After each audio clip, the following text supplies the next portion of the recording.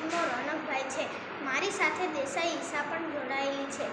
અમે નિકોલ પ્રાથમિક શાળામાં ધોરણ 6માં અભ્યાસ કરીએ છીએ.